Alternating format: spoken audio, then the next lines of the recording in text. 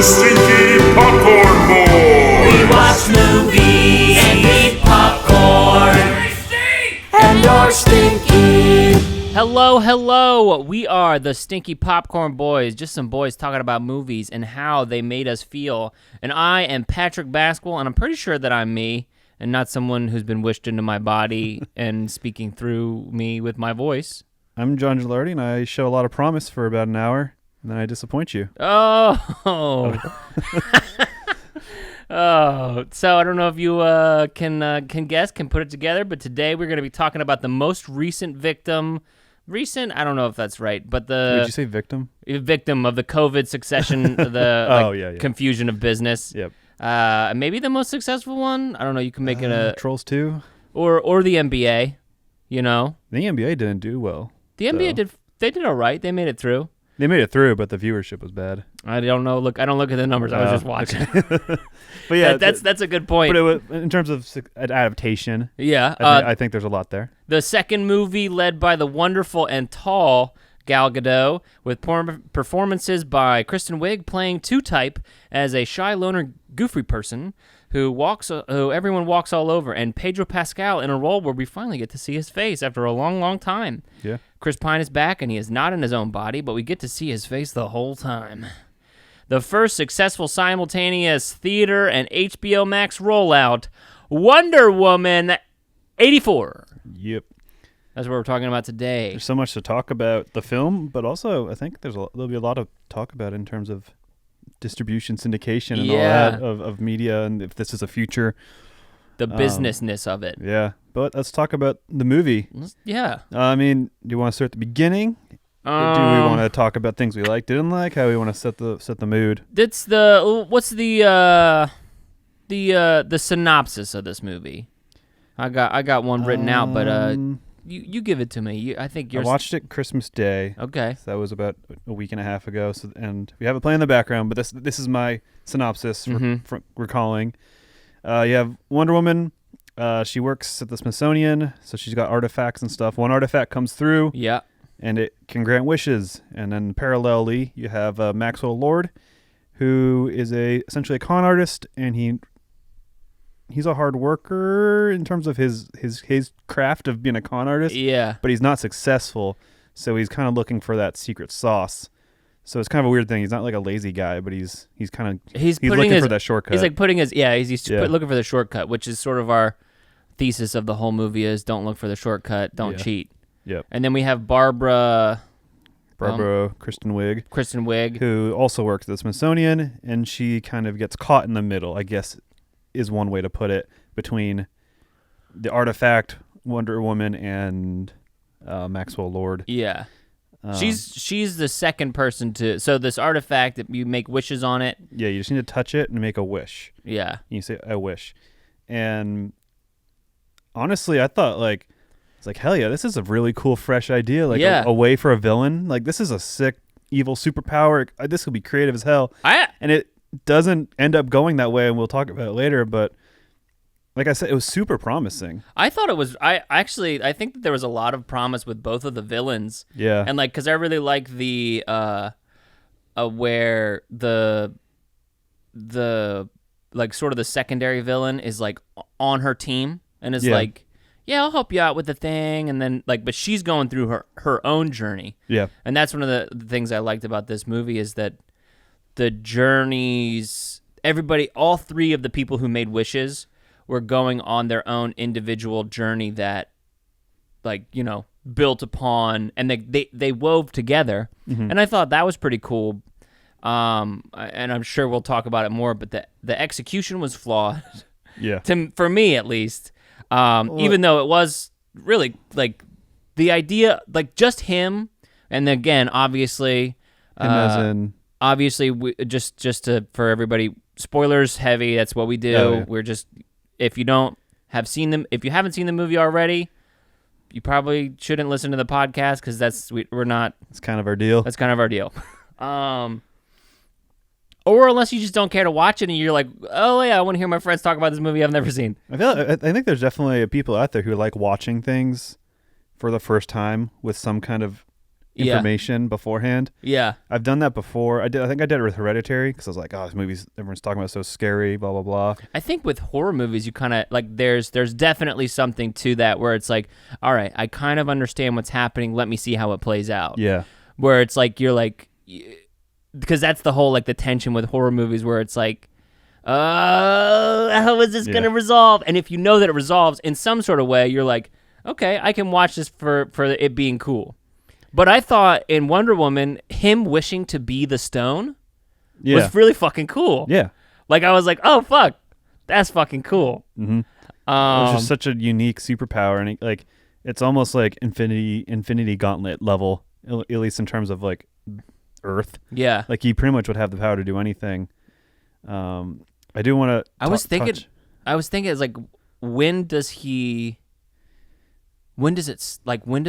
stop? Because there's 7 billion people in the world. Well, I think the stupid thing is I think they give the idea that like, because the rules were he has to die, which Wonder Woman doesn't want to do, which is I guess the whole Captain America, Superman kind of dilemma. Yeah. Batman even.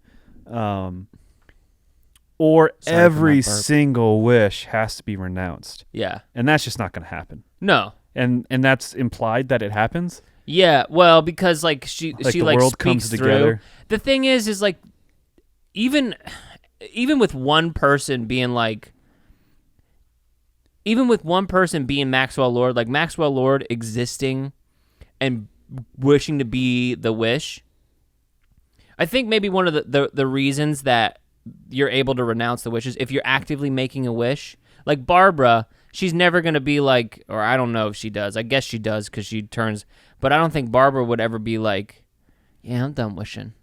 I'm done with my wish. Yeah, and like how does that set up the villain? Like what's her deal? Yeah. Because she loses her cheetah power and presumably her Wonder Woman like powers, but you know, like there's not a total vibe that she's done, you know. I think she'll be back. I think it's definitely kind of like she's a junkie now. Like she knows, she's like, oh shit, she's tasted it. That yeah, felt good. I think she's gonna get some serum or something's gonna happen where she gets buff. Yeah, whatever that means. When maybe they recast her. Yeah, I just got not that I don't like the fact Kristen that she Wiig. takes the shortcut in the intro. Yeah, I just brought that around. I mean, I think that's all that the intro exists for because it's just pure spectacle and inconsequential. It's essentially just a flashy title sequence on their homeland. It's a flashy title sequence, and it's cool because it's ladies doing it, and we don't often get to see ladies doing it.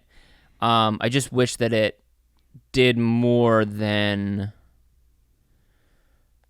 like just give us the thesis of the movie again. Yeah. Like I think that and this is, I was going to talk about this, is like our two like title sequences essentially that we have our Themyscira one, and then the one in the mall. Yeah. Where we like set up her like doing like little saves, and then there's the big thing. It feels a little disjointed when you put it like that. But it's like there are essentially the two sequences. What if, and I thought about this, is what if instead of that we followed the guys who were doing the heist, and we kind of like got it a little bit more, and then we got to learn a little bit more about the world. Maybe there's a guy in the heist who got taken for a scam from the Maxwell Gold, like the black gold thing. Mm-hmm. Maybe he's like, oh, I gotta get this money back because I got all my money got taken by the black gold. And it's like, well, man, you can't take. And then they take a shortcut to the thing, and that's why they get like caught earlier. And like you could like hit it that way, and then see a little bit more about the universe and stuff, and then when we get to the mall and they're doing the thing, it actually makes a little bit more sense whenever he's like, I'm not going back to prison, and he abducts a little girl and holds her over the thing. To me, I was like, whoa, dude, just get out of there. Yeah. Just leave. Well, they focused on him for the payoff of that moment in that little sequence, but it's like they were just focusing on him to have the payoff. It wasn't, there was no storytelling beat. There was no reason to connect with this guy. It was just kind of like, let's focus on him because he's a loose cannon and shit's gonna get weird. And I like the mall scene. It's super nostalgic. I mean, we didn't grow up in the 80s, but growing up in the 90s is definitely very residual of the 80s, the Americana capitalism corporate vibe. Yeah. Which I find very nostalgic because I don't know. It's dying. Yeah. You miss it. Yeah, it's gone. It's definitely changed. Yeah. So that was cool to see. I mean, same thing with Stranger Things. Kind of seeing the mall glory days of America. Side thing, I love abandoned and defunct YouTube channel shows about businesses and malls and stuff and places. I love that. Brings me back. But it's disjointed because it's such a closed area. I feel like it's trying to show us like Wonder Woman's the vigilante saving the day. She's just doing her job, going to work. And it's just so specific and kind of a petty crime that it feels insignificant in a sense. Like it's badass and it's cool, but it doesn't communicate her hero.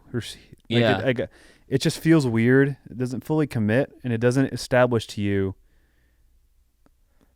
what she is and how long she's been at this. Like, is she a hero? Like, she's not like in disguise, but she kind of like, I can't remember how they play it off, but it's like it's as if she's not there, or there's some mysterious. And they're like, it's a mysterious specter. Gets all the camera, but everyone's like, oh hey, that's her. Yeah, she's got her face, and it's like I ain't against her having her face or whatever. Yeah, but it's like it just doesn't establish the world. It doesn't establish the world. Doesn't establish any of the things. And it's establishing 80s nostalgia more than anything. It's just playing with an aesthetic. Yeah, I mean, is what it's most effective at. So here's the thing: is what were they there to steal? Well, they were stealing the artifact or looking for artifacts. They were stealing. There's like a backroom business or something like that. And it's like, can you like, if we saw that more, like if we went into that even more, like that would have been, because it feels like it's such a just feels like too much like an accident, too serendipitous. Yeah. That's another one of my big things is that this movie is missing. Is like kind of like, what if instead there was like a first act villain sort of, or there's some sort of first act thing. Yeah, like a first act villain who kicks off this heist. Yeah, and then Wonder Woman catches him and he gives the bread trail more life, and then that villain's done. But he's there to establish and kick off the story and the conflict. But what you have here is just kind of.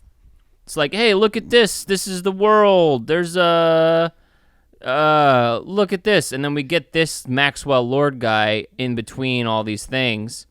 And then we're like, hey, this is our person. But again, I'm just going back to the idea of if these guys were somehow connected to him, or if he had like the heist guys. Yeah, if they were more directly connected to him, or I mean, they might be like looking for him. I think that is maybe a probably pretty good conjecture that he sent them to steal the artifact, and then, or better yet, blatantly communicate it, but he's conning them. Yeah. So then that shows that he's actually a bad guy, though they do show Maxwell Lord as like a struggling father, which I do like, businessman, which is nice, and is a good gray villain kind of play. Yeah. Like I think I've said it before, like the gray villain thing. What is this guy doing? And then in the mall, the guy drops the revolver. But what just is like he even in the Joker. doing? Like, what is he even doing with it? I don't know. Like, this guy is just a catalyst of action and plot, and he's acting irrational. Yeah. And I think that's why he's annoying to have been focused on too, because it's not well done. It's just he's just like, oh, storytelling. I'm over and over my head. But if we saw more about these guys first, I don't know. I'm gonna leave that idea. I'm gonna leave that idea alone, just because it's like, otherwise I'll keep expanding on it. Because then we could have, like, if they're hired, we discover later that Maxwell Lord hired them, but they're talking shit about not Maxwell Lord. Who's Maxwell Lord? Maxwell Gold. No, it's Lord. Is it? Yeah. Jin Jaren's character. Yeah. Pedro Pascal. I thought it was Maxwell Gold. God, Martel. What's his name? Oberon. Yeah, Oberon Martel. But if like we found out later that he had hired them, it would be more satisfying that he was like more like, maybe it was like out of desperation, like, or something like that. Yeah. Especially I think he was made too apologetic. I liked it, but he needed to. He's like shown as a con man that we haven't really seen him do anything. Yeah, he didn't con anyone besides just. It's established that he made some promises and didn't follow through on the investments. Yeah, which isn't. Well, I like too, like going up, like having that first floor, and everyone's like, "Wow, nice," and then you go up to the second floor and it's empty. It was such a good. That was really well done. I really enjoyed that. Yeah, on my list of likes, I liked that. Yeah. See, but they already have the footage of her doing the thing. Like, doing what thing? They already have footage of her. Like, she broke the cameras after they were done. Yeah, so the footage is already had. The footage is already had. But I think this film is full of too much shorthand. Yeah. So for context, again, she's in the mall. She's kicking ass. And it's trying to establish that she's not, her identity and her place in popular media is pretty subdued. And they do that with some throwaway lines and the fact that she destroys the cameras. Yeah. And it's like that all the eyewitnesses are there. All the camera footage has already been recorded. And I mean, it's a comic book movie. It's a movie. You shouldn't be taking it seriously. But I think the shorthand in this movie is really bad. Yeah. And over the top. Yeah. It's definitely like, here, look, we covered this plot hole for you, okay? Yeah. Don't can worry about it. Which is fine. It just happens so much in this movie. Yeah. I don't know. It's a frustrating piece of thing because it's like close to something that could be like all the villains is like, oh yeah, cool. Gal Gadot is not a good actress, but she's fine as Wonder Woman. She does what she can. I did like her moment when she renounced her wish. Yeah, I think that was really well done. It was really, I loved the way it was shot. Yeah. So Chris Pine comes back, and that happens because she wishes him back with the wishing stone. Yeah. And because she misses for him some reason, so much. the wish manifests where Chris Pine takes over the body of a man. Just a guy, an actual guy living life. Mm-hmm. Why that happens instead of him just appearing isn't clear. Yeah. And the rules of there are so many wishes where things just happened. Yeah. That why couldn't he have just been brought back magically? Mm-hmm. Like the president magically appeared in his office. No. He went to the president's office. He went to the president. The president was like, weird. I was just somewhere else. Oh, now I'm here. Gotcha. So that just happened. Yeah. So why can't Chris Pine just come back? Anyways, so he takes over some guy's body, but she sees him for who he actually is, which is Chris Pine. Yeah. Which is how we see it. It's really weird. It doesn't make sense. And again, if the president can just teleport because Maxwell Ward wished it, then why? If we're playing with metaphysics, why can't he just boop, there he is? Yeah.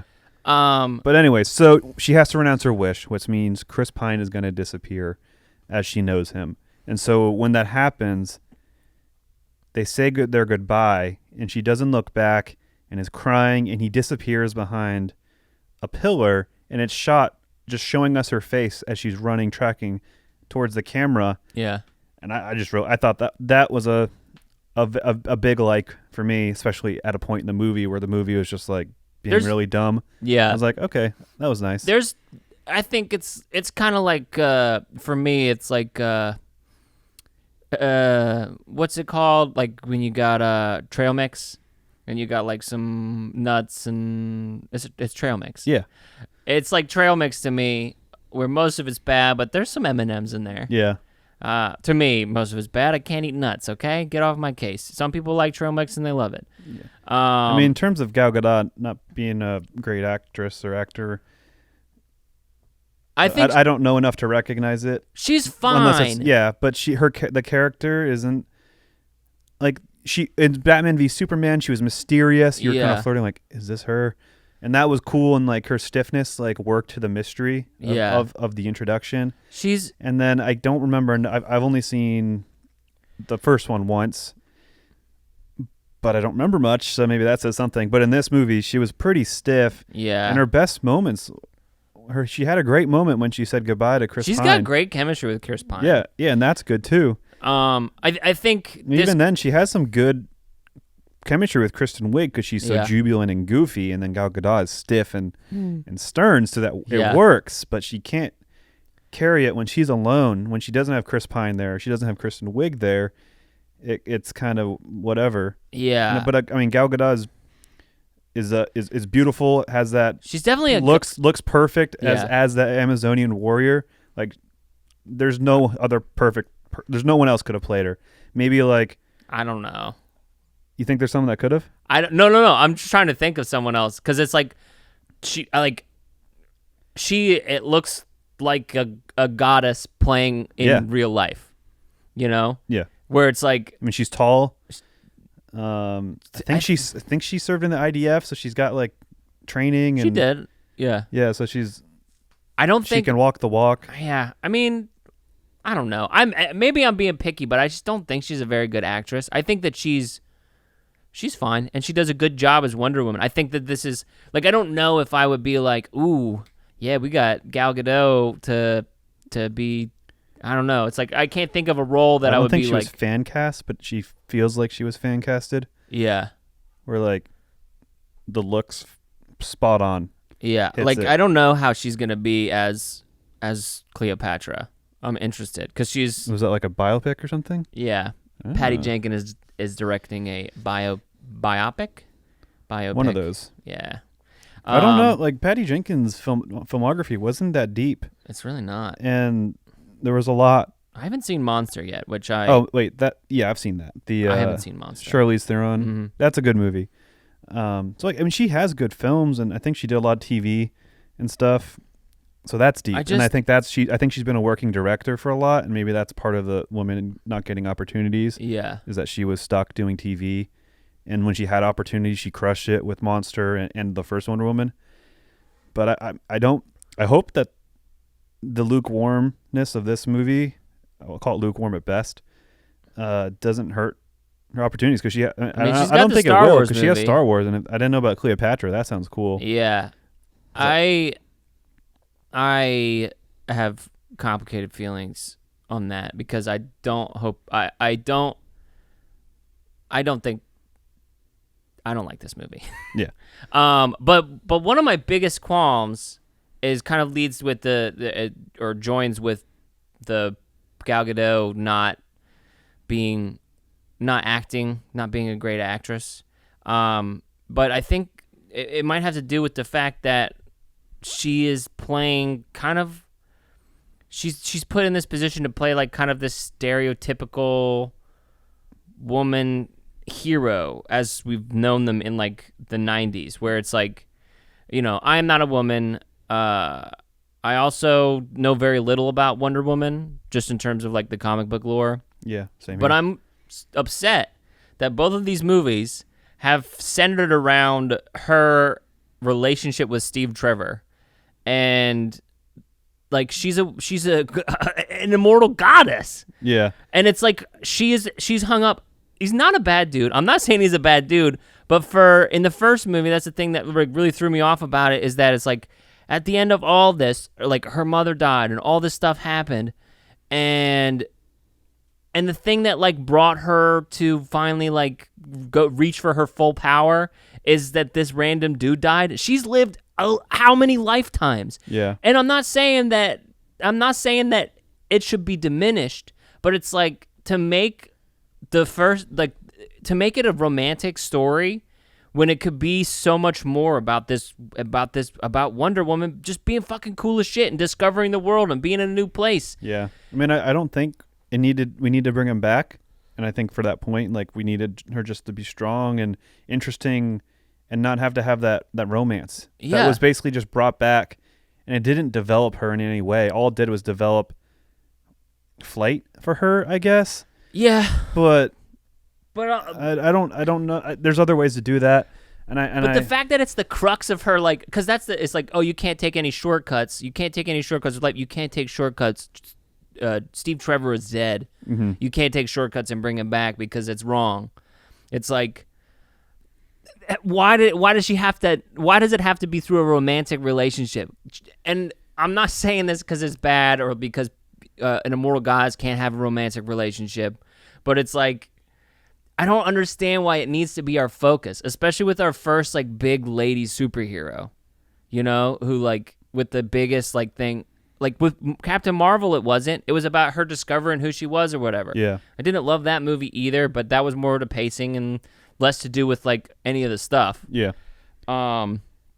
So it's just like, I just don't get it. I don't understand why we had to make it that way. Like, let me go back into Wonder Woman 1. Imagine if instead of him being like a single, sexy bachelor guy, he had a girl that he needed to get back to. And that was like part of his thing, you know? So instead of her automatically thinking all dudes are bad, him being like, whoa, hold on. I have my wife back home. Yeah. I've got, you know, whatever. If he had that and they developed like a platonic relationship where they both were able to just be just fucking cool, great people. And if that hit even harder for her when he made the sacrifice because he thought of her daughter. He thought of, and like maybe she connected up. Like we see at the end of that movie, she connects up. She gives his fucking medal or something like that to his wife. In the future. In the future or something. I think it's coming back to me in the first movie that she grows a lot. Yeah. Which is cool. And in this movie, I don't think she grows at all. No. So that's a big issue. If anything, she regresses. Yeah, she's 60 years in the future, pulls back her one love. She doesn't even seem that much. She doesn't seem like a god who's lived through things, and that's why the first one's good because she's getting exposed to the world and fish it's out new. of water, yeah. baby. But in this, she's been here for a while. But all I get from the character is she just is kind of a fly on the wall, living through society as this immortal god. Yeah. Inserting herself as it makes sense. Yeah. And that's who she is. And there's this big story where there's some mega hero in the Amazonian lore that wore this gold armor and came at the time of need and made a sacrifice. And she, in the third act, at the final moment, she comes in with that armor that she found. Yeah, but there's no sacrifice. It's just she's coming in the third act to save the day. Yeah. But the whole point of the armor was it was a sacrifice. Like it's a defense. Yeah. So that was a really weird storytelling, and it could have been an opportunity to have her learn something or for her to not self-preserve. I think there's something with the character I get a lot of self-preservation from. Yeah. Which is interesting. Or maybe, and let me see that, like if she until the last second held on to Steve and like she needed to become her full self to let him go, you know, and that like, you know, she needed to let him, like she figured out a way to succeed as her powers diminished and she became more of who she is. And Steve was like, you know, yeah, like I thought maybe she's like on the verge of dying or something like that, as she's like almost succeeded with like half her powers or whatever. And Steve is like, "You gotta let me go," or something. And I know that maybe that takes the choice away from her a little bit, which I don't know if I love. Well, I think there's a even lot as I say it out loud. There was a lot of potential there because her powers are waning. So the whole thing is for a wish you get, for a wish you lose something. Monkey's paw, baby. You don't know what you give away. So she wished for him back, and in exchange, she's kind of just losing her powers. And at the same time, Kristen Wiig wished for powers, and she's kind of losing her jubilant, friendly, good positivity. So that's kind of the play there. But they're fighting each other, and Kristen Wiig, Cheetah, is kicking her ass. Yeah. And so Wonder Woman's weak, and it sets up like, okay, for the third act, she's going to have to be really creative and overcome and develop something new, a new perspective, a new whatever. Maybe that's why she needs the armor, because it helps her get up to par to what she used to be. But they don't play with that conflict. Then the sacrifice then is impactful when the armor helps her, but it only takes her so far. Yeah. And then she has to renounce her wish in order to meet to go Super Saiyan 3. Yeah. Exactly. It's just, I think that there was stuff here. And like I said, the movie's set up well enough, or starts moving in a good direction. You're feeling good about it. I like it too because her wish, Kristen Wiig's wish, is so like on its face, as far as she can tell. Again, she's just like she just wants to be she just wants to be confident woman, yeah, and smart, and like people take her seriously the way that people take Diana seriously, and she accidentally gets superpowers, and I think that's funny. Yeah. Well, I don't know if you saw it, but the first time she meets Diana, she's wearing cheetah. So she's cheetah print shoes. Whatever that means. It means something. It's cool. It's like, I don't know if it's. I think it's kind of like, hey, look at this. I want to be just like her. Cut to remember seeing her feet in her head. That's like the inception of the wish. Yeah. Yeah. I mean, I think the whole so Maxwell Lord becomes the stone. He gets the stone finally because he's wooing Kristen Wiig. He's handsome, famous guy, and so he kind of seduces her to get into the office and steal the thing, the stone, the wishing stone. And when he gets the stone, he says, "I wish I become the stone. I wish to be the stone." Yeah, and so now he's the stone. People need to touch him and wish. So he's just manipulating people. He's a con man. He's good at that. Yeah. And so he kind of just goes on a tear, and at all these wishes of all these other people's wishes are having a profound effect on him. And so that's kind of the conflict, is that he's continually trying to fulfill wishes. His health is deteriorating. Yeah. And to me, that's when it got not interesting. Yeah. Because I felt like he had to, the deterioration was his motivation to then get the whole world to wish. Yeah. I guess that was supposed to make him feel better by doing the make everyone wish. I don't understand how that would fix him. Yeah. But that's what they were building out, that once he broadcast and everyone in the world had a wish, he would stop hurting. And I don't, it wasn't interesting, and it wasn't clear. It's a confusing concept. And I think there was better ways to do that, and I think, I don't know. And then his son making a wish and touching him, but why didn't it work? I guess it did work. That's where he was able to renounce his wish, I guess. Maybe. Because he was good. Like, his son made him good. I don't know, man. It's like she sets up, and again, I don't love it, but they set up the pieces. Yeah. And then, they set up the pieces, and instead of moving them toward where they were supposed to be, they just kind of throw them into the third act. I think they're you're like, right. ah, yep, there it is. Cool god armor of sacrifice. Yeah, doesn't come back in a good way. It's literally just, it's there, and then it gets fucking destroyed by fucking cheetahs. Okay, cool. Villain abusing his power. He's fine. He's okay. And what happens to him? The movie, I think it's ambiguous because it wants to build a larger cinematic universe. Yeah. Or at least within the confinement of the trilogy. This is a good transition, but keep going. All right. But Maxwell Lord he's back with his son. Presumably he's going to get arrested. But you don't see that. What would you arrest him for? Making me wish? What would you arrest him for? Conspiracy. Probably some form of treason. But he didn't make anybody do anything. Yeah. They wished it, and he did it. How lame would that be if he was able to just get away with it for that and reason? He's just and then he also just has, I'm sure he broke something. I think he broke laws. Yeah, but if he has the consent of people, he's not forcing anybody to do anything because he's just hey. I think there's laws of coercion and pressuring and stuff like that. And at the very least, he did that to the president probably multiple times. So I'd say that's all you need. Well, and that was kind of a little goofy thing, too, where apparently you only get one wish. Yeah. And then Kristen Wiig got 2 wishes. Because that was her, I want to be primal. I want to be an apex predator. And that's how she turned into a cheetah. Maybe that was her awakening some kind of inner thing that the wish already but he had. said, because he's the stone, so he gets to make the rules, I guess. But it's still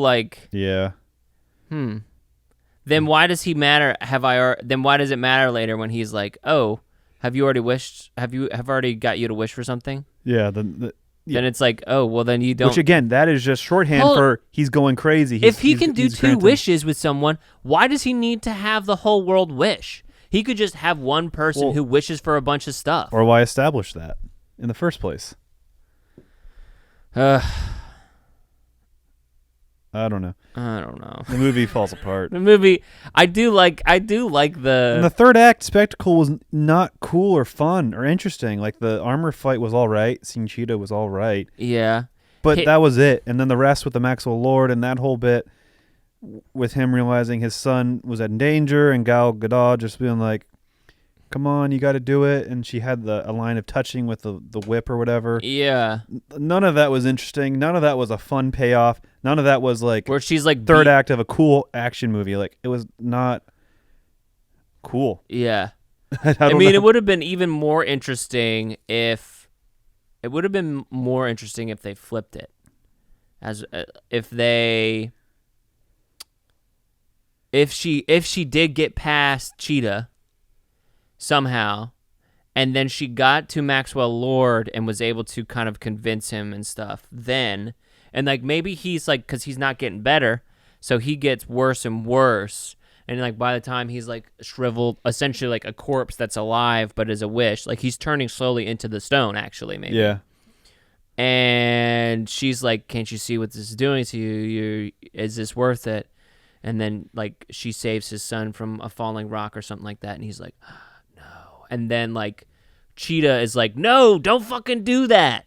And maybe she, as he's like losing, she like wishes for something more, and then like transforms into the Cheetah in front of us. Yeah. And they have a fucking crazy ass fight while Maxwell Lord is trying to get to his son and renounce his wish, and like he comes to the thing while Wonder Woman is like, he comes to like his conclusion while Wonder Woman is beating the shit out of Cheetah, or Cheetah's beating the shit out of her, vice versa. Yeah, I think a setup where maybe Maxwell Lord, obviously he's the instigator, but maybe all along Cheetah was really the big bad, or at least the big bad we were building up to. Yeah. Because that would have been a lot more interesting. And especially I think that's if she was the ally through most of the movie. Yeah. Well, that's what they did in Iron Man 3, where the puppet master, string puller, I'm doing air quotes, was actually just a fake. Yeah. And so we got that kind of boring villain as they were presented out of the way, and then we had the villain that was with a cool fight, I guess, at the end. And I think this movie maybe is a good example of why a villain like why Maxwell Lord can't be saved for the third act. Fight. I mean, because he's a great villain. He's a good villain, and it's great a good potential. Thing. But there's no way that he could fight one, like, unless he manifests. Because again, unless he wished for it, the powers. I don't know. It's a weird, because he can't wish anymore because he's a stone. The stone can't wish for anything. Yes, he has to use other people's wishes. But so, the cinematic universe. What is DC? What is the DCEU? I think they just tie the successful ones together. I think. I don't really know. That's what I have. It's like their strategy seems to be like, all right, we're just gonna power through. Yeah. Like, we're just gonna keep putting shit out there, and whatever works, we're gonna count. Stuff that doesn't work, we're not gonna count. And you know what? Maybe stuff that doesn't work, we're going to go back and see if we can make it work. And we're going to give $63 million more to something that maybe we shouldn't have done in the first place because we were like trying to start at the end. Was this budget only $63 million? No. That's the Snyder cut. They gave him $63 extra million to recut it. What the hell? Yeah. I want $63 extra million. Yeah. I don't know what DC's doing differently, because they're hiring the same people more or less out of the same talent pool in Hollywood, and actors and just creatives, directors, writers. Awful. Yeah, I maybe it's missing the spark of the person who loves it. I think I don't really know much about Kevin Feige, but I'm gonna assume he's a Marvel fan. Yeah, and that heart's there. That's why Jon Favreau and Dave Filoni for sure. Yeah, that's why it's working with them, because they have that spark. They love Star Wars. That's Dave Filoni for sure fucking loves Star Wars. I read like part of that article that was like management for superheroes is going to get a lot different. Was like basically, I think it was a Times article or maybe it was I read it on Yahoo about Walter Hamda, who's like the new guy for this for DC, and they're like talking with him. He doesn't have any action figures and stuff. He's a CEO of like a tech company, and they brought him in to do this. This isn't what he does, so he's running it different now. I don't know. And it's like, it doesn't sound like you're describing a good thing. No, like it doesn't sound like what you're like. He's like, yeah, we're gonna. And I don't think he said this, but it's essentially like, I think we're going to squeeze as much as we can out of these people because this is what people want. They want to see the things, so we're going to give them the things. We're going to give them as much as we can give them of the things. I don't know what he sounds like at all, but... No, but I mean, I think it matches the energy. I mean, I think Disney is the case. I mean, they're doing it twice. They got... I think Favreau, Filoni have to be the Kevin Feige of Star Wars. Oh, yeah. And Kathleen Kennedy... I think needs to take the back seat in terms of the creative direction or whatever influence. Yeah, and she has. I think. I mean, look at it with you have at least 2 or 3 offshoots of the Mandalorian, and then you have the Bad Batch, which is coming out, and so I think those guys are going to have a hand on it, or hand in it either way. And I've heard rumors, and this could just be like fan rumors, that Thrawn is the Thanos. So all these TV shows, some movies are going to build up to a cinematic event, which is the getting rid of Admiral Thrawn. Huh. So I don't know if that's true. I'm okay with it if it's done well.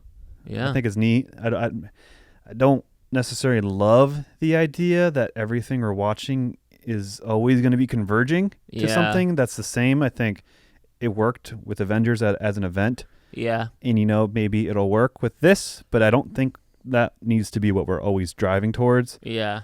I think with the huge, giant overall phases in the Marvel thing, I think that makes sense because that's comic books. Mm-hmm. Like, it makes sense to keep having that big bad. Yeah. Well, and that's why it's like, it almost, because I think that with the DC stuff, they're almost on the verge of something that could be kind of like comic books.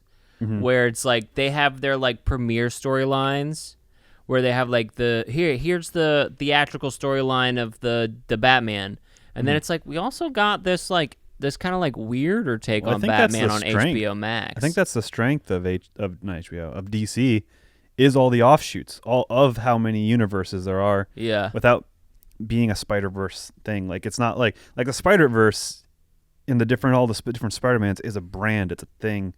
And it's such a thing that once the Miles Morales thing was a success, like, hell yeah, let's make the next Marvel live action movie Spider-Verse. It's like, Jesus, guys, let it breathe for a second. Yeah. But did I talk to you about this last time where I was like, I wish that I didn't know, and I that was on the last podcast. But the cool thing about the DC universe is it isn't like a branded thing. It's just something that's always in DC. Is like, here's Batman in the future 100 years. But Bruce Wayne's dead. This is just someone who picked up his mantle in 100 years. Or Bruce Wayne is he's a head and his spine in like a tube. Yeah, is that a real thing? Yeah, there's one that's where it's I think it's Ezekiel has taken Batman. It's like the year 3000, and he pulled Bruce Wayne's head and spine off, and they're like he's got him in like the tallest tower in Gotham, and talks to him like an oracle kind of, but it's also more of like a hate. He's like you see how fucking good I am, and Bruce Wayne is like, please kill me. Well, there's one where everything's reversed, where Bruce and his mom dies, but his dad lives, and he becomes and that Batman fucking he murders. He fucks, yeah. But so that's all to say. I think DC has a lot of potential, and I think that stuff, the offshoot stuff, will do well. And I wouldn't call Shazam an offshoot, but it was definitely like a hero that not a lot of people had known. So it felt like an offshoot. It felt quirky, I guess, more so because it's a child man hero kind of thing. But now that movie was good. That was a good movie. I felt it was solid. I liked it. Yeah, solid. It was fun. And it's weird because Wonder Woman, the first one, is solid. Yeah. Aquaman is actually not bad. I enjoyed it. I think it's fun. Yeah, it's fun. I don't think the thing is, I think the thing. Well, let me tell you the thing. All right. No. Because I would just said, here's the thing. This is the thing. Thing. They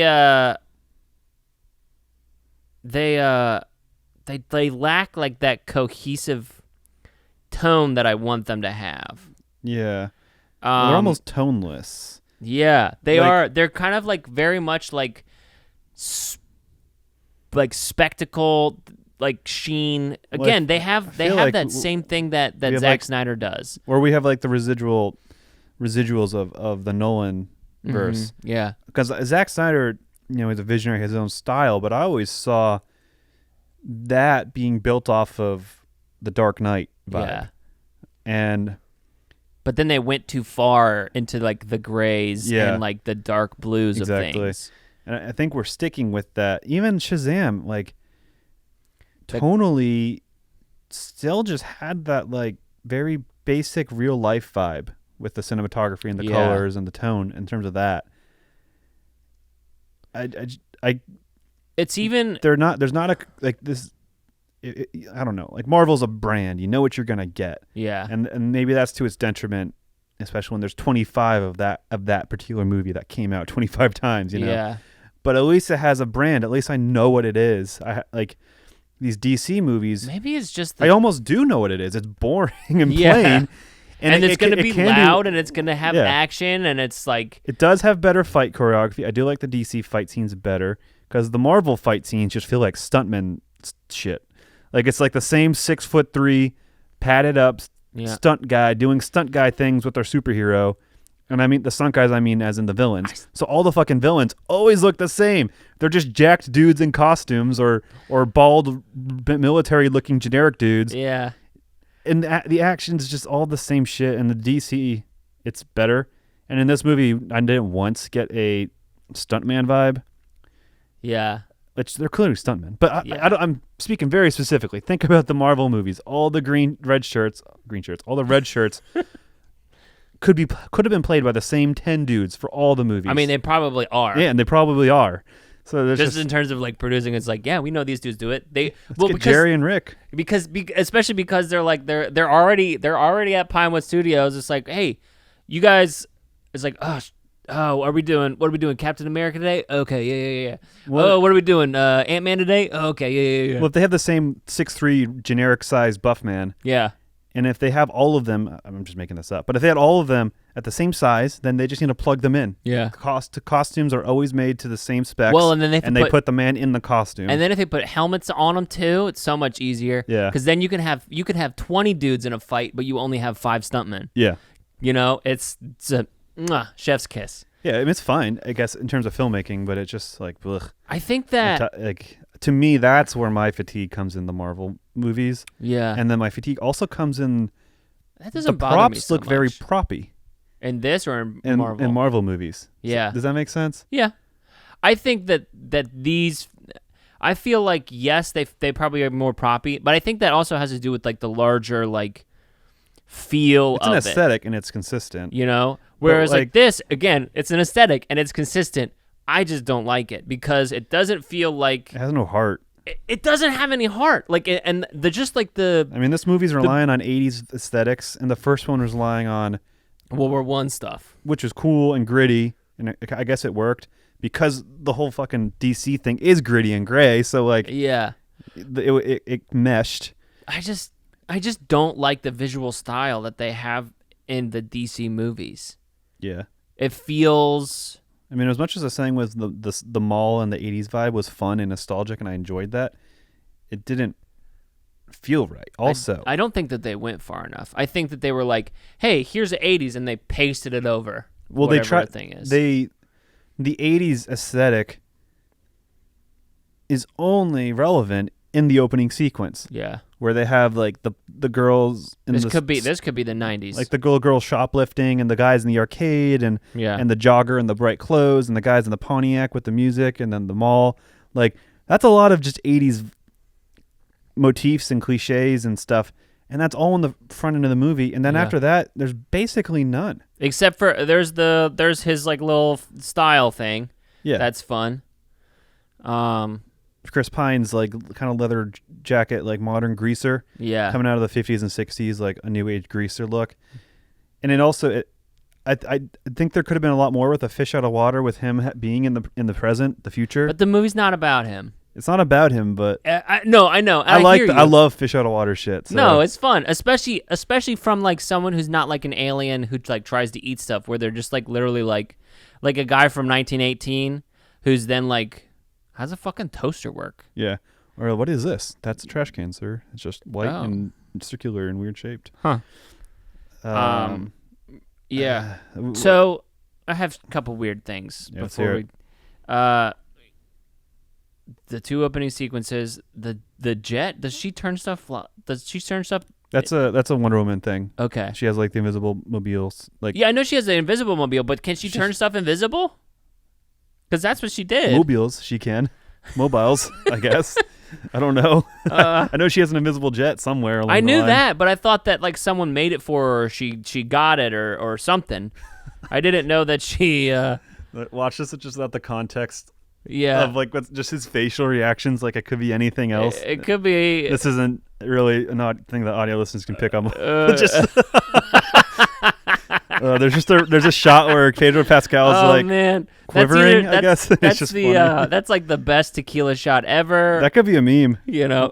For sure. When it hits right. When it hits right. Yeah. When the when the ice cream sundae hits right. Oh man. Oh man. But I guess. Like, can she fly too? That's another weird thing. So she can fly now because she knows how to manipulate. Because Chris Pine's like, it's just simple. It's just air and wind and lift or something. And, and then she at her moment she figures how to fly because he says those things. But can she fly in the comics? I don't know about that.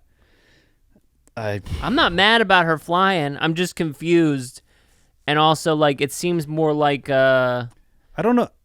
If that's. The more I think about like superheroes flying, the less it makes sense to me. Like the fact that Superman can fly. Yeah.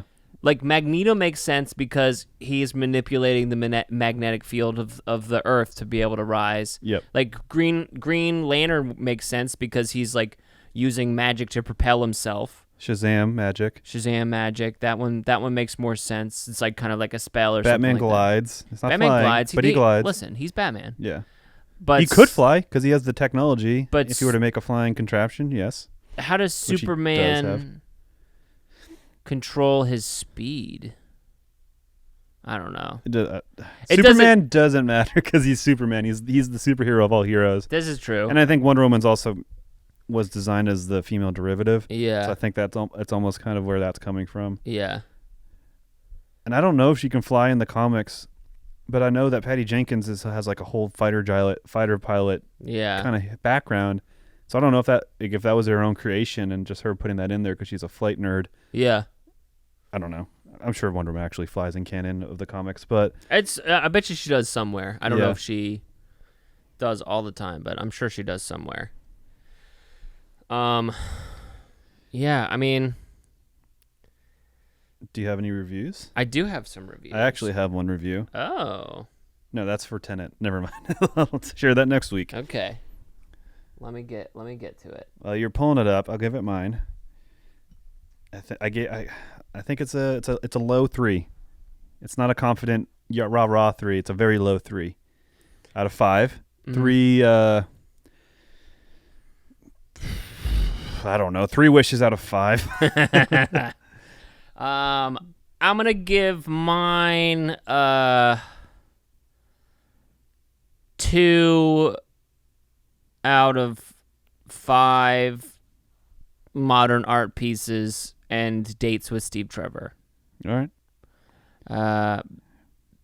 Because he's dead now and he shouldn't come back. He's dead forever. He's dead now. He shouldn't come back, and she should die. She should have her own. She should have her own life and world, and not have to fucking use Steve Trevor to. Like, he wasn't that great of a character to bring back. It was just like a trailer thing. Like that was trailer bait, and also I'll say it because I forgot to earlier, but the opening sequence was trailer bait. Yeah, it was for sure. It was non-spoilery spectacle to use in a trailer. Basically, it also makes it. So was the second opening sequence. and all the 80s things from the opening sequence, that was all just trailer bait or just spectacle that was good in a trailer. Yeah. I mean, which is good in terms of like the trailer not spoiling the movie. But it's almost like these movies are filming like whole sequences that are really summarizing them to use in the trailer. I guess. I don't know. Well, we didn't go back to Themyscira once. Themyscira? That's her island. Oh, yeah.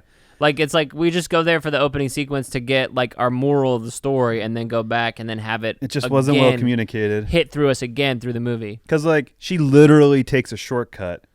And the movie's thing is don't take shortcuts. Shortcuts aren't going to get you where you actually want. This is a small little quabble I have with it. Well, while I'm on this train of thought, like in the race, she falls off her horse because of her not paying attention, but she's continuing the race.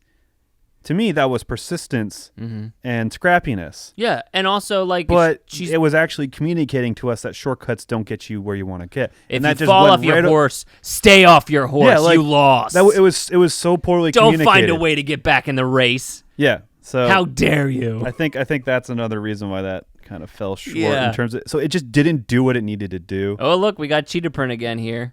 Yeah, I don't know how I guess. Their justification of why she became Cheetah is pretty fucking weak. Yeah. But what the reviews? So we've got some. Here's a half-star review. I got kind of a grab bag of all of them. Yeah. Here's a half-star review. Complete waste of time. I'm glad this wasn't a theatrical release, or I would hate myself for paying to watch this clusterfuck of a movie. Oof. That guy probably loved The Rise of Skywalker. Yeah, that was his favorite. Gal Gadot was the only saving grace of this movie. Very disappointed compared to the first movie. Weak screenplay. Not enough Wonder Woman action. Not really worth 2.5 hours of your life. I would say that's true. I would say that's accurate. I think that's why the opening sequence feels so weird because it's so dense in her action and her doing superhero shit. Yeah. And you barely see her do it. I mean, the highway scene in Egypt's kind of cool, but it's just like they go to Egypt and they leave. Well, that's funny because this next review touches on that sort of. All right. It's 2.5-star review. I loved how touching some scenes were, but I really didn't enjoy her running at all. Very laughable at very bad times. Because her running did look like especially talking about on the Egypt highway. Yep. It was like, what are we doing here, guys? This is an interesting take. Yep. It looked stupid in the mall, but it just worked in the mall because it was such a contained space. Yeah. It still looks stupid, but I was okay with it. But on the highway, you had to commit, I guess, and it just didn't look good. Yeah. This is a 1-star review. It sucked. Made Green Lantern look like an Oscar-winning movie. Which is not true, I don't think. I do love Steve Trevor just like looking and being like, wow. But also, wouldn't he have seen a lot of these things? And again, I'm just poking holes, just poke holes. Wouldn't he have seen a lot of these things, when he was exploring the world before he got to see her? Maybe. Well, the timeline isn't clear because he finds her at night, and you could presume he just found the phone book and then tracked her down or something. True. Half-star review. It's like if a Hallmark and the CW collaborated on a movie. Cheesiness galore. This is not a Warner Brothers level flick. Would not recommend to anyone. This is not the way, Patty Jenkins. Is that a Mandalorian reference? That's a Mandalorian reference right there, baby. I could see some of... It is cheesy, but I think a lot of these superhero movies are cheesy, so I think you got to be careful how you throw that around, Mr. whatever your name is. Yeah. Here's a 5-star review. All right. Wonderful period piece set in the 1980s with big hair and shopping mall, great interactions between Diana and Steve, interesting storyline, and great action sequences. Just bear in mind, this is a comic book film and not Schindler's List. I mean, that's fine. I mean, I get that point, I get you. But there's been so many of these just fun films that have been told well. Yeah. Done well. You could still, it can be just for fun, but Aquaman, not a good movie, but it's really good at being fun and a good enough movie. Yeah. I'll agree I worded that really poorly, but I think what they're trying to say applies to Aquaman way more than it applies to Wonder Woman. Yeah. But I still think that it's like nice. Here's a 5-star review. What a horrible mess. It seemed so forced, long and dull, horrible CGI. The characters literally had no weight. Characters hamming it up and mugging for the camera, just cringeworthy. Spoilers, choosing to be a villain based on Diana's shoes. Characters being able to operate equipment and vehicles from 1984, just arriving from 1918. Magic hands of invisibility. Ugh. Yeah. I mean, all dumb stuff. Yeah. And again, it's a comic book movie. It's a movie, that suspension of belief or disbelief, whatever. But some of these things are just stupid. Yeah. I really, and I think that's the thing is like, I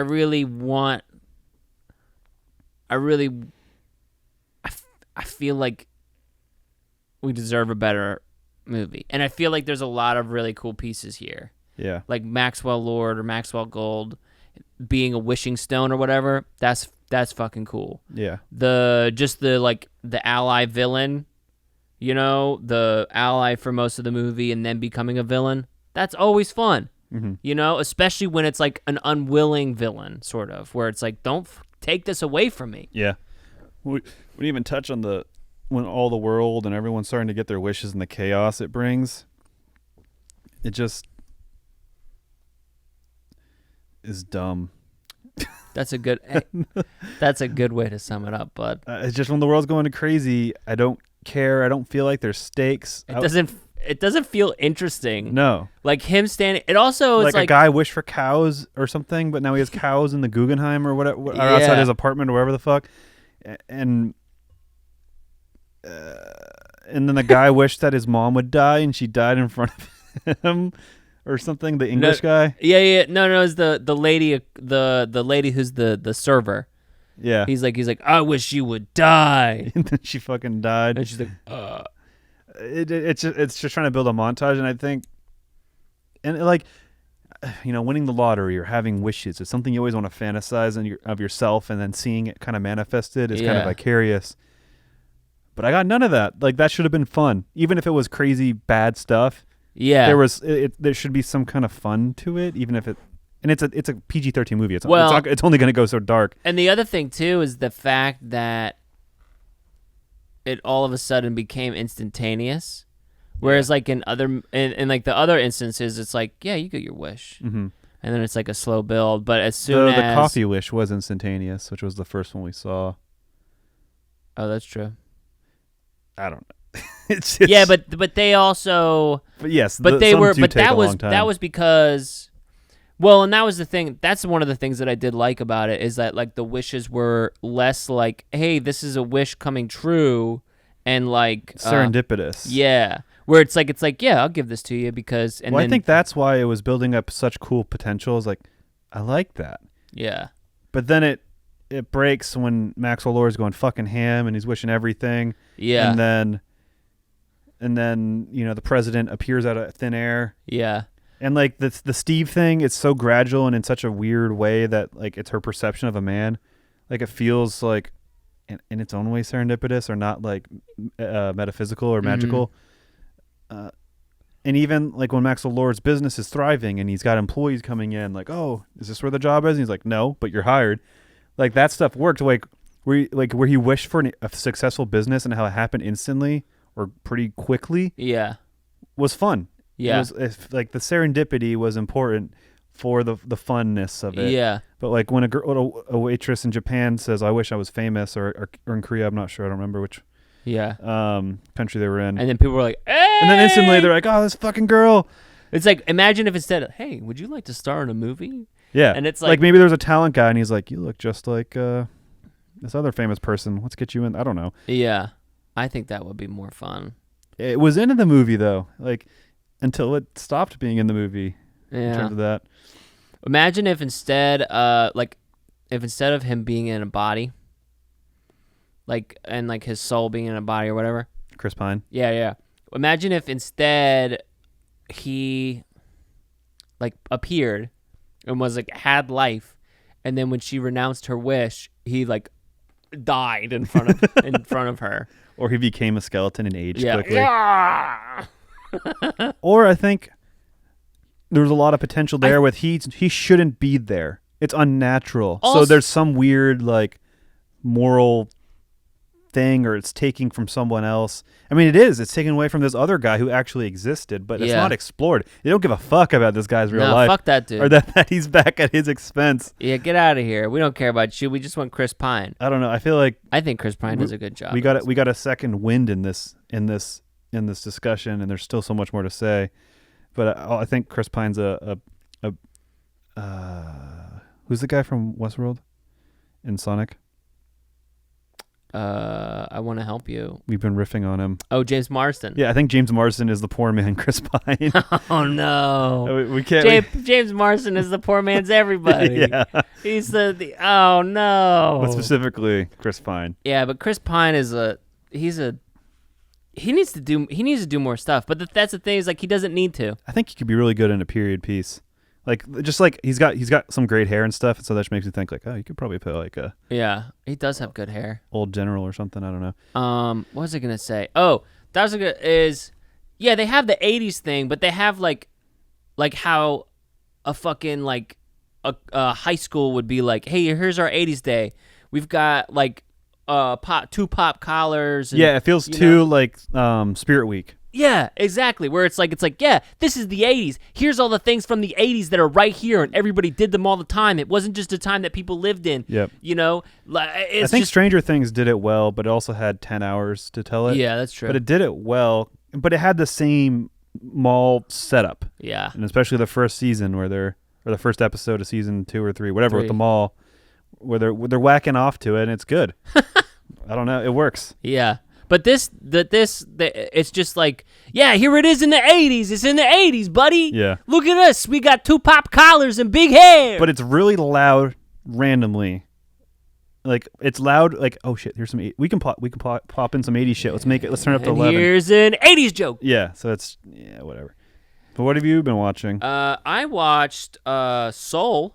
I did too. Oof, maybe we can discuss that. Yeah, we're another talking about time. that one. I won't. I'll save my comments besides saying I liked it a lot more than I thought. Not that I had low expectations. I liked it more than I thought. It was visually stunning as well. Yeah. I really liked the amazing visual lighting style. and texture. Let me. And that's pretty much it. I've been watching The Sopranos. Ooh. Started that. Yeah, I've been continuing Spartacus, but also threw in some Schitt's Creek. Oh, okay. Been enjoying that. You like Schitt's Creek? I think so. Okay. Yeah. No judgment. I think I've heard that I need to make it to like the second season, or you have to make it. You have to make it a little bit towards the end of the second season. Yeah. I think that's like the most sitcoms are like character. Like you got to get to know the characters, and then the jokes have a whole new meaning. Yeah. I watched Hamilton again. Oh, nice. I actually did too. Oh, nice. I watched like the first half of it. Yeah, that's the nice thing is you can watch it in halves. Yeah. And it becomes very manageable, hour-and-a-half chunks. How does all right, this is a tiny little gripe, as we just doubling back, we've got it on in the background, so it like sparked this. Wow, how does this jet have gas? It's a museum exhibit. How do they know it has, like, they just take off with it? How does it have gas? How does it make it there and back? Doesn't matter. Also, I guess. I hate, even if it's invisible, it still has it's still matter. And that's what radar is. It's pings, right? It's not like, it's not sight. It's if there's something there, if it's taking up space. Yeah, because stealth things just have deflecting angles. Yeah. So the radar can't bounce off of it or bounce back. But maybe the invisibility gets rid of its mass in a sense, or it's truly it's existing, but it doesn't exist as okay. No, it's just, we're getting to it's nitty-piggy. Amazon magic. Nitty-picky. Yeah, nitty-picky. But that was this episode. We're gonna do Tenet next week. Yeah, that'll be fun. So we're doing. We got a Christopher Nolan back in the studio next week. Oh boy. He's He's gonna come hang out, and he's currently deep throating himself. So. Yeah, but he's inverted doing it. Yeah, somehow. All right, guys. Well, as they say in Themyscira, hey, no fucking shortcuts, Diana. We got Watto just hanging out there. No fucking shortcuts, Diana. No shortcuts work on me, only money. Jesus. He's like blocking a exit on the race. All right, guys, no invisible plane for you, only money. Yeah, he's on the plane. He's the devil on her shoulder. He's like, Diana. Oh my God. All right. Well, you know where to find us. Have a good one, guys. Hit us up. Fucking, you got it. Bye.